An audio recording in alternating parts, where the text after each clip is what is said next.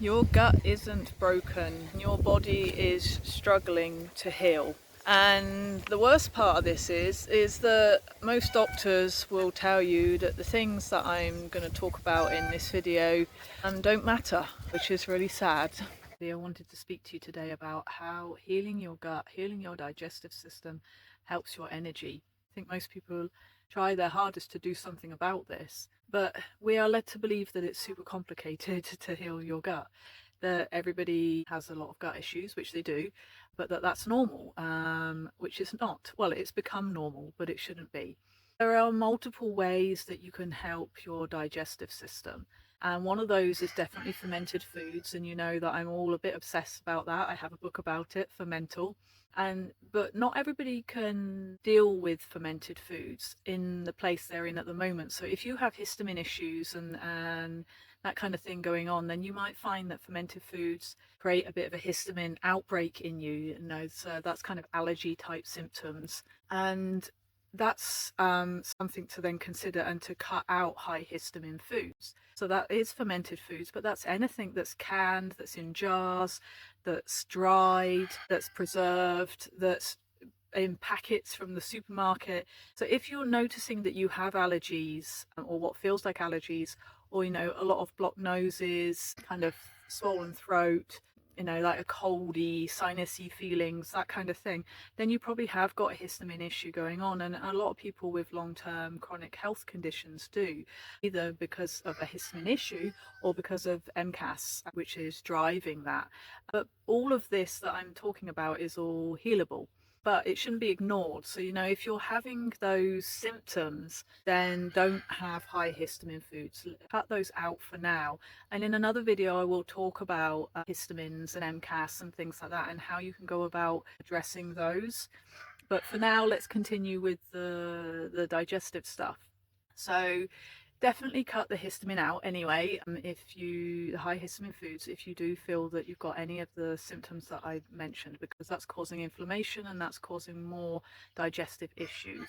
If you are eating soya in any form, so that's tofu, beans, that fermented in any way, soy sauce, anything like that, or gluten in any form at all, even in old grains and things like that, then you really want to be cutting them out. It's almost impossible to heal your digestive system when you are putting soya and gluten into it. They are huge triggers, even if you don't feel it, even if you don't feel bloated or tired or headachy or constipated or any other symptoms after eating them, they are not helping you. If you have a digestive problem, then you definitely have a soya and gluten problem, and they really need to be cut out strictly, completely, whilst you heal.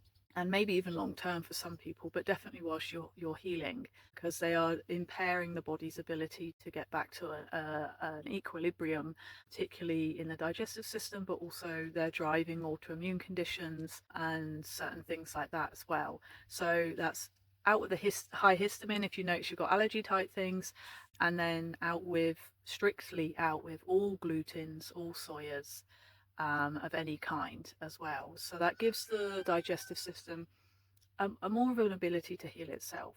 And then going on from then, it's remembering that the nervous system is driving the digestive system and vice versa. It's a bit chicken and the egg.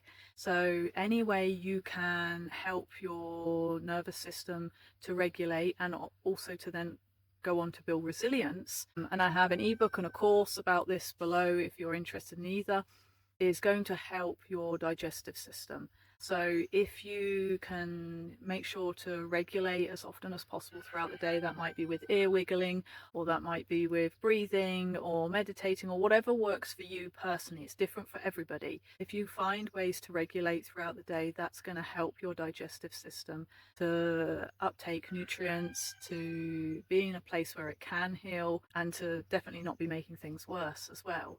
And another major factor in digestive health, which a lot of people don't consider, is the circadian health. So any way you're helping your circadian rhythm, so that is not looking at screens too much, definitely not at night, at first thing in the morning, last thing at night, without blue light blocking glasses if you must look at them then. Watching the sunrise and the sunset, getting your feet on the ground, hugging trees, touching the earth, drinking good quality water, getting good fresh air, any of those things is helping to regulate your circadian rhythm. And your circadian rhythm is basically what's in charge of regulating your digestive system, as well as so many other systems of the body.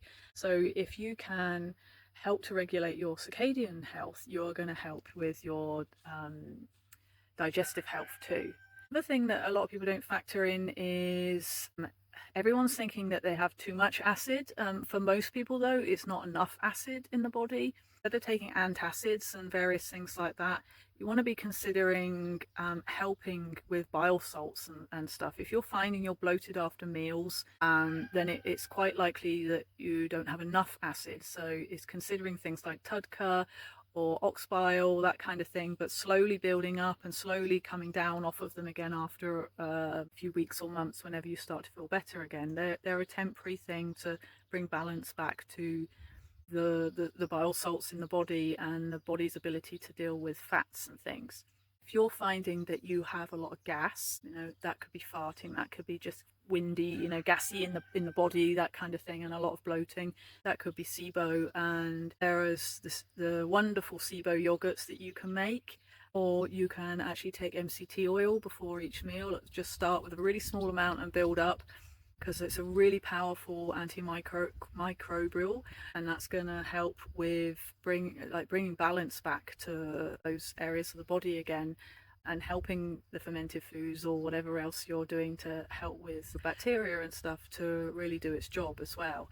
So MCT oil, pure MCT oil, C8 preferably. That's also going to help you get really good quality fats, which are really important for healing the body, and particularly the brain, but all sorts of areas of the body, and help you to move to slowly be in ketosis. And that is, if you want to really ramp up your body's healing abilities, then you might want to consider that, even just for like 6 weeks or something, is to put your body into ketosis. That's cutting out all sugars, all carbohydrates, eating plenty of proteins, and good fats. And that is like a real kick up the bum way to really get the body to heal so many things, including brain fog and things that we don't necessarily think are physical.